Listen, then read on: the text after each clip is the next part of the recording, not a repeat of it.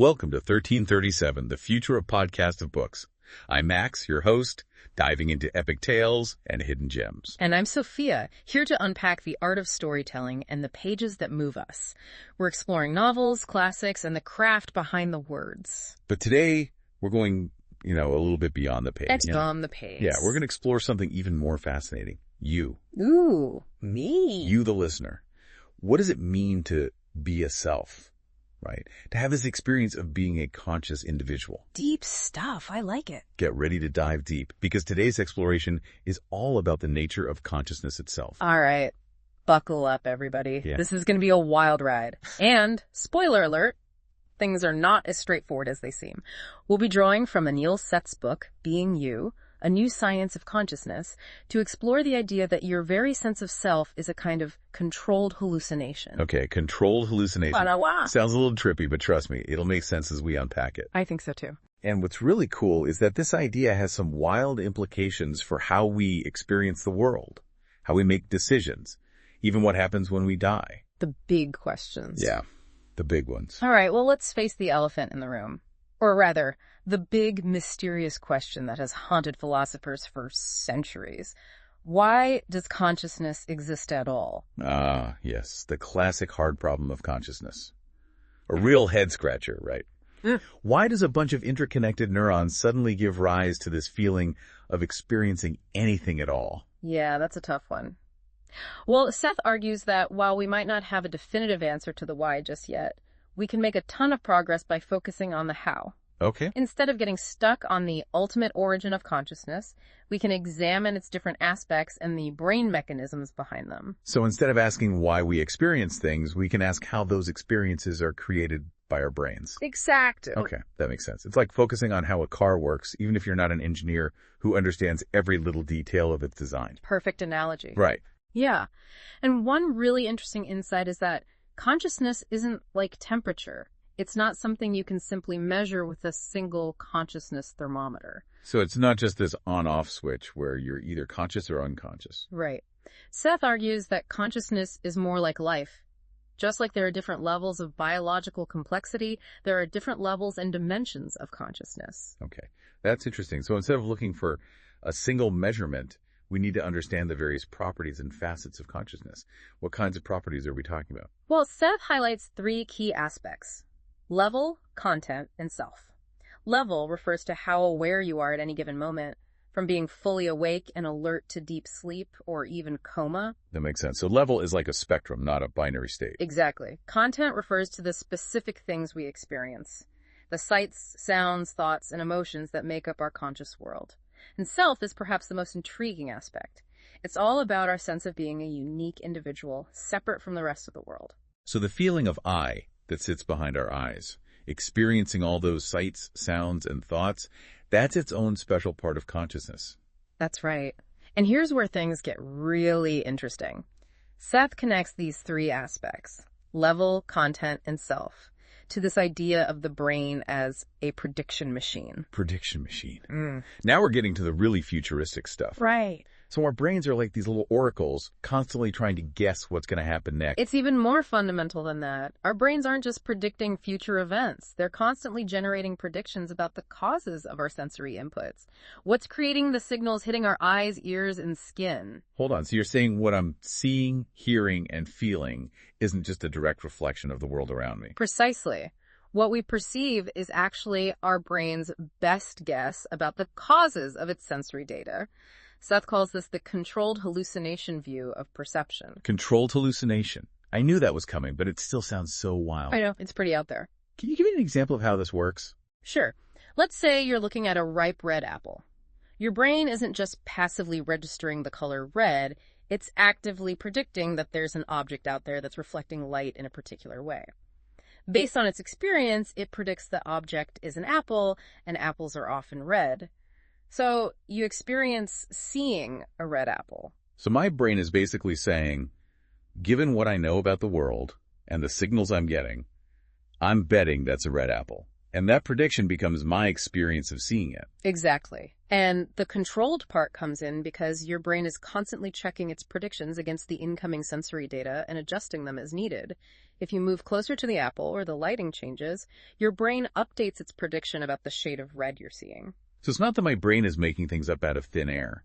It's more like it's constantly filtering and interpreting the information coming from my senses based on its pre-existing knowledge and expectations. That's a great way to put it. It's a dynamic interplay between expectations and sensory input, a constant dance between what we anticipate and what we actually experience. Okay, this is really making me rethink how I see the world. It's almost like we're not just passively observing reality, but actively constructing it with our brains. Right. How cool is that? Yeah. And the really fascinating part is that this controlled hallucination isn't limited to simple things like colors. It extends to how we experience time, change, and even our sense of self. But we'll delve into those mind-bending concepts in the next part. Oh, man. I can't wait. This is some truly next-level thinking. It is. It is. Buckle up, everyone, because things are about to get even more interesting. That's right. Welcome back to our deep dive into the nature of consciousness. Okay, so far we've learned that our brains are like prediction machines, constantly creating our experience of the world based on expectations and sensory input. Exactly. And now we're going to take this controlled hallucination idea and apply it to something even more mind-boggling. The self. The self, that feeling of being a unique, me experiencing the world from behind my eyes, that's a pretty fundamental part of being human. Absolutely.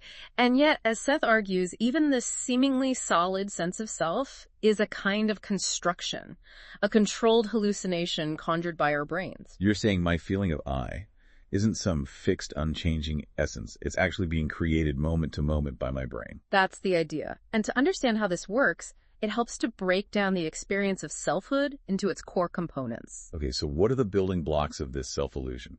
Seth highlights three key aspects: body ownership, first-person perspective, and narrative self. Body ownership. That seems pretty basic. It's the feeling that this body's mine, right? Exactly. It's the feeling that I own and control these limbs, this head, this torso.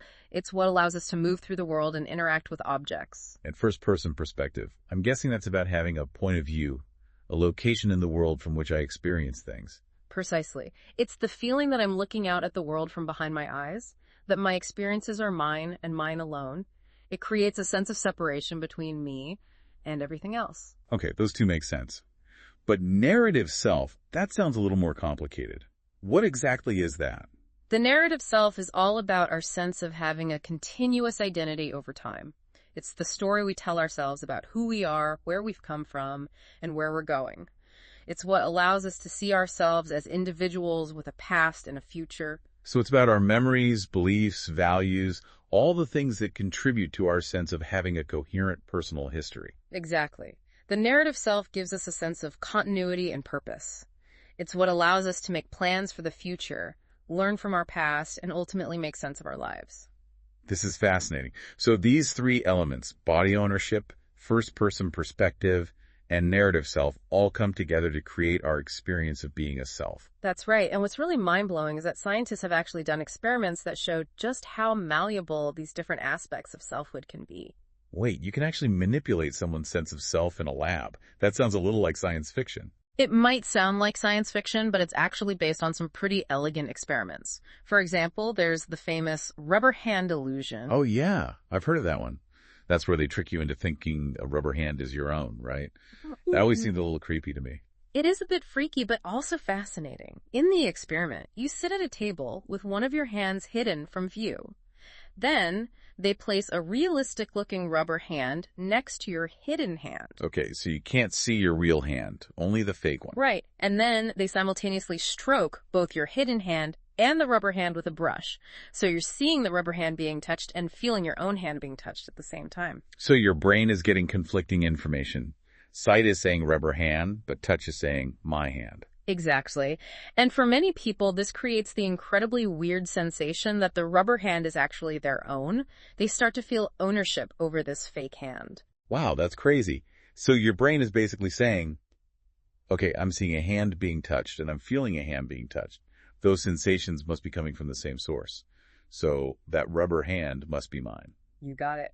The brain updates its model of body ownership based on the congruence of visual and tactile information. It shows just how dynamic and flexible our sense of self can be. That's incredible. So if you can mess with body ownership, what about first-person perspective? Can scientists alter that too? They absolutely can, and virtual reality has given them some pretty amazing tools to do just that. VR. Yeah, that makes sense. You can create all sorts of mind-bending experiences in virtual reality. Exactly. In one VR experiment, researchers created the illusion that your body was located in a different place than it actually is. So you might see a virtual body that's not your own, but experience it as if it were your body. So you're seeing the world from the perspective of this virtual avatar, even though you know it's not really you. That's right. And when they touch the virtual body or move it around in the virtual environment, people report feeling as if their own body is being touched or moved. Wow, that's totally trippy. So my brain is saying, okay, I'm seeing this body from this particular point of view, so that must be my point of view, even though I know it's not really my body. It really highlights how much of what we experience is constructed by our brains. It does. It shows that even something as fundamental as first-person perspective can be manipulated. It's not fixed and unchanging, but rather a dynamic perception shaped by sensory input and expectations. So we've seen how scientists can play with body ownership and first-person perspective. What about the narrative self? Can they mess with our sense of having a continuous identity over time? Well, the narrative self is a bit more complex, but there's a really fascinating case study that reveals just how fragile this sense of continuous identity can be. The story of Clive Wearing. Clive Wearing, who's that? Clive Wearing was a brilliant musician and musicologist who, unfortunately, contracted a severe form of viral encephalitis. This virus damaged his hippocampus, a brain region that's crucial for forming new memories. So he basically lost his ability to create new memories. Sadly, yes. He was left with a profound form of amnesia, unable to remember anything for more than a few seconds at a time. Imagine living in an eternal present, constantly waking up to a world where everything feels brand new. That's heartbreaking. So he lost his sense of having a past, a personal history. Essentially, yes. Yeah. In his diary, he repeatedly wrote things like, "I am now awake for the first time," because he couldn't retain any memory of having been awake before. His narrative self was completely shattered. But if he couldn't form new memories, how could he even remember writing in his diary? That's what's so intriguing about this case. While his episodic memory, the memory for specific events, was profoundly damaged, other aspects of his memory remained intact. He could still play the piano beautifully, showing he retained his procedural memory. And he could still remember facts and general knowledge, demonstrating his semantic memory was working. So even though his sense of self was disrupted, his brain could still function in some ways. Exactly. And this is a crucial insight. The self isn't a single monolithic entity. It's a collection of interconnected processes, and different aspects of selfhood can be disrupted or preserved depending on which brain regions are affected. This is really making me rethink what it means to be a self. It's not this fixed, unchanging soul, but rather this dynamic and surprisingly fragile construction of the brain. Precisely. And this construction process is constantly at work, shaping not only how we experience ourselves, but also how we interact with the world, make decisions, and even perceive our own free will. But we'll dive into that fascinating territory next time. We'll come back to a deep dive into consciousness. I don't know about you, but my brain is feeling a bit overloaded after all that. It's definitely a lot to take in. We've been exploring this idea that our experience of reality, including our very sense of self, is a kind of controlled hallucination created by our brains. Yeah, it's such a radical shift from how we normally think about ourselves and the world. But it also makes a strange kind of sense. Like, yeah, our brains are constantly filtering and interpreting information, so of course our experience is going to be subjective. Exactly. And this framework opens up all sorts of fascinating questions about how our brains work. For example, where do emotions fit into this prediction machine model? They feel so primal, so visceral. Surely they can't be just another controlled hallucination, can they? That's what I was wondering. Emotions seem so different from, say, seeing colors or hearing sounds. They feel like they come from a deeper place within us. You're right, they do feel different. But Seth argues that emotions, too, arise from the brain's predictive processes. However, in this case, the predictions aren't about the external world, but about the state of our own bodies. So instead of predicting the causes of sights and sounds, my brain is predicting the causes of internal sensations, like a racing heart or sweaty palms. Exactly. Think about it. When you feel afraid, your heart starts pounding, your breath quickens, your muscles tense up. Those bodily changes are all part of the experience of fear. But which comes first, the feeling of fear or the physical changes? It's like the chicken and the egg. Well, Seth says it's not a simple cause and effect relationship. Instead, he argues that the feeling of fear is actually the brain's best guess about what's causing those bodily changes. It's like your brain is saying, okay, my heart's racing, I'm sweating, my muscles are tense, I must be in danger. So the feeling of fear is like a perception of my own internal state. It's a controlled hallucination, but focused inward rather than outward. Precisely. And this view has some really interesting implications. For example, it suggests that we can influence our emotions by intentionally changing our physical state. Oh, interesting. So if I consciously relax my muscles, slow my breathing, and smile, I might actually start feeling happier. There's actually some evidence to support that. It's the basis for therapies like cognitive behavioral therapy, where you learn to change your thoughts and behaviors to help regulate your emotions. That's amazing. It's almost like we have more control over our emotions than we realize. Okay, so if emotions are perceptions of our bodies, what about something even more fundamental, our sense of being alive?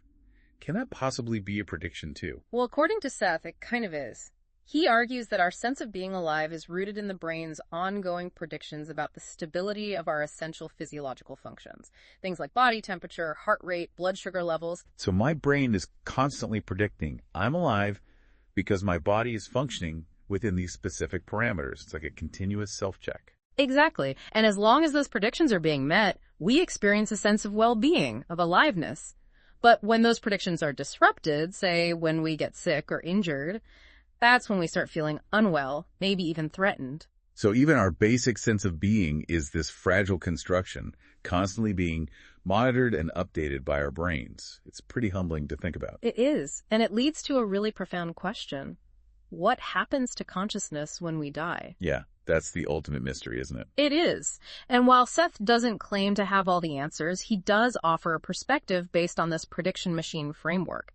He suggests that death, from a neurological point of view, is the breakdown of the brain's ability to generate and maintain these complex predictions. So when the brain can no longer predict its own existence, consciousness simply ceases to be. That's essentially his argument. It's a cessation of experience, a return to the non-conscious state that preceded our birth. Wow. It's not a very romantic or mystical view of death, but it's certainly thought-provoking. I agree. It strips away a lot of the spiritual interpretations, but it also offers a certain clarity. It reminds us that our conscious experience is rooted in the material reality of our brains. It makes you appreciate how precious and fleeting this whole experience of being alive truly is. It really does, and I think that's one of the most important takeaways from Seth's work. Understanding how our brains create consciousness doesn't diminish the wonder of it. If anything, it deepens our appreciation for the incredible complexity and beauty of the human mind. Absolutely. This has been a truly mind-bending deep dive into the mysteries of consciousness. We've covered so much ground, from the basics of perception to the nature of self and the implications for understanding death. It's been an incredible journey, and I hope our listeners are walking away with a new appreciation for the miracle of their own conscious experience. Me too. And a huge thanks to Anil Seth for providing such a fascinating and insightful framework for understanding how our brains work.